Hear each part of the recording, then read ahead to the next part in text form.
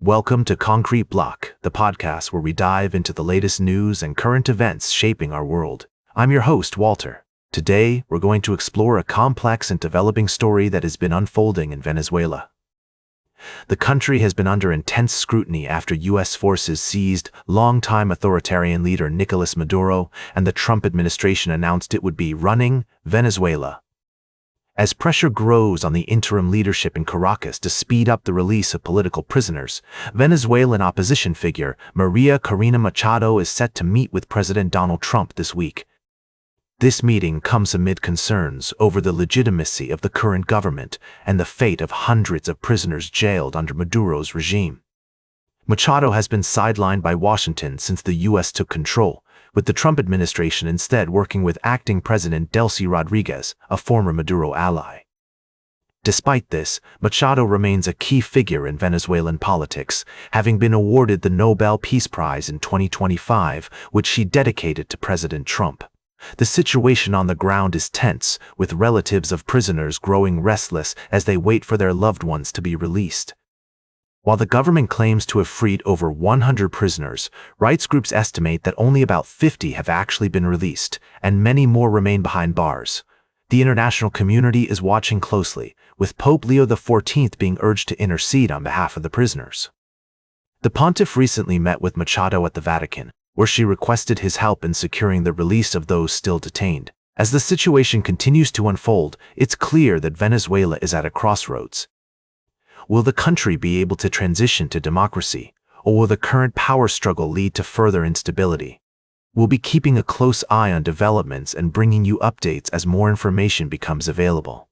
We'll be right back with more of today's top news on Concrete Block. Welcome back to Concrete Block. We're diving into a fascinating story that's been making waves in the world of renewable energy. A federal judge has ruled in favor of Ørsted, a leading offshore wind developer, allowing them to resume work on their Revolution wind project off the coast of Rhode Island. The project, which is expected to power around 350,000 homes, was halted by the U.S. Interior Department last month due to national security concerns. Now, let's break down the details.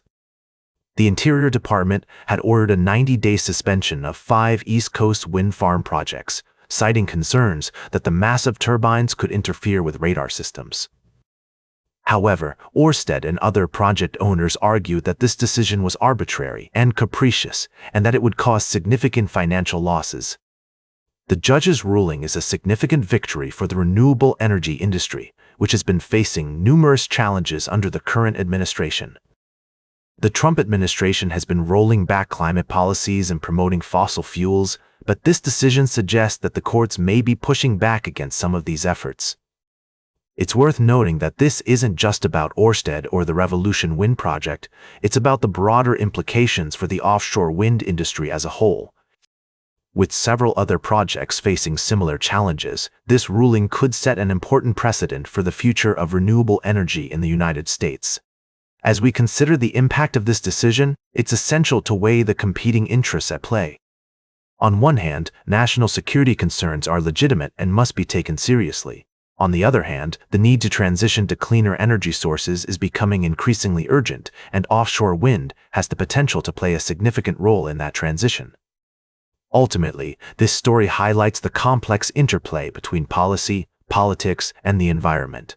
As we move forward, it will be crucial to find a balance between these competing interests and to prioritize a sustainable future for our planet.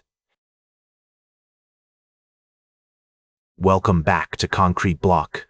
Today, we've been discussing the intricacies of power and control in the highest echelons of government.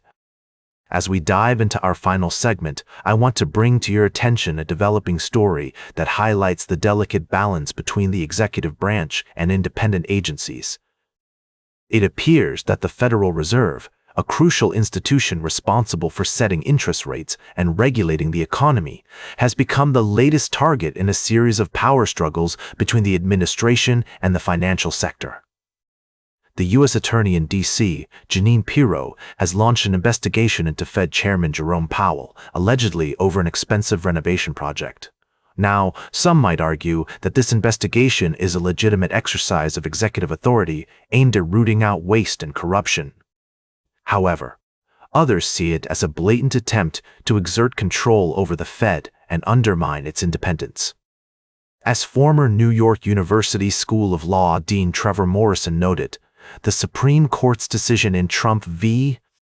United States has effectively given the president a loaded weapon, allowing him to use criminal investigations and prosecutions to harass and intimidate his critics. This raises important questions about the limits of executive power and the role of independent agencies in the democratic system. On one hand, the president does have significant authority to investigate and prosecute crimes. On the other hand, the Fed's independence is crucial for maintaining the stability and integrity of the financial system.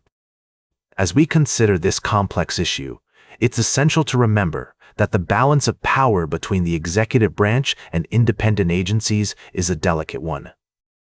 While some may argue that the president has the right to investigate and prosecute crimes, others see this as an overreach of authority, potentially undermining the very foundations of our democracy. Ultimately, the outcome of this investigation and the future of the Fed's independence will depend on the actions of our elected officials, the judiciary, and the American people. As we navigate these uncharted waters, it's crucial to remain informed, engaged, and vigilant in defense of our democratic institutions. That's all for today's Concrete Block. Remember to like, share, and subscribe, and until next time, stay informed.